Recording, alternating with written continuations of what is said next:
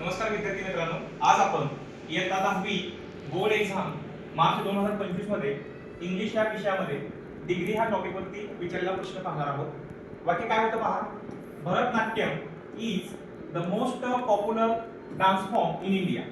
आता हे वाक्य कोणत्या डिग्रीतलं आहे कसं ओळखायचं, तर ह्या ठिकाणी पॉप्युलर हे विशेषण आहे, त्याच्या अगोदर द मोस्ट हा शब्द आलेला आहे. यावर आपल्याला समजतं की दिलेलं वाक्य हे सुपरलेटिव्ह डिग्री मधलं आहे. त्याचं रूपांतर आपल्याला पॉझिटिव्ह डिग्री मध्ये करायचं. नियम काय सांगतो, तर पॉझिटिव्ह डिग्रीच्या वाक्याची सुरुवात नो अदरने करावी. नंतर दिलेल्या वाक्यातील दुसरा कर्ता लिहावा.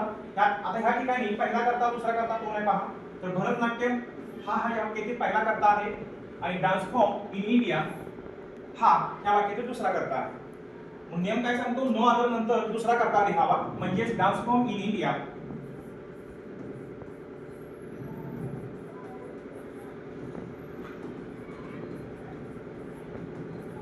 आता हा करता डान्स फॉर्म इन इंडिया हा करता सिंग्युलर आहे, म्हणजे एकवचनी आहे आणि दिलेलं वाक्य हे प्रेझेंट टेन्स मधलं आहे. त्यामुळे ह्या ठिकाणी वर्ब म्हणून इज हे येईल.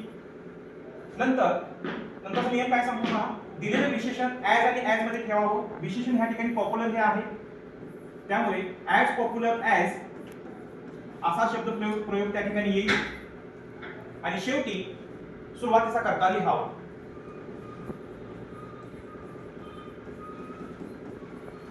भरतनाट्यम.